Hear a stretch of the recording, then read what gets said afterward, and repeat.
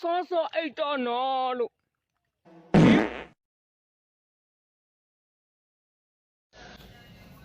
အမြင့်ကိုရောက်ကျင်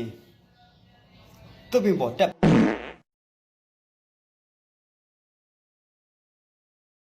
အင်းတောင်တဲ့မြို့သမီးတယောက်ရဲ့တနေ့တာဖြတ်တန်းပုံရှင်တို့ကိုဗီဒီယိုရိုက်ပြတော့မှာဖြစ်ပါတယ်မနခင်မိုးလင်းလာပြီဆိုတာနဲ့ကျမယောက်ျားလင်းဆွဲဆိုလားလင်းနီဆိုလားမသိပြောပြီးတော့ကျမကိုခေါ်ပြီးတော့တီးပါတယ်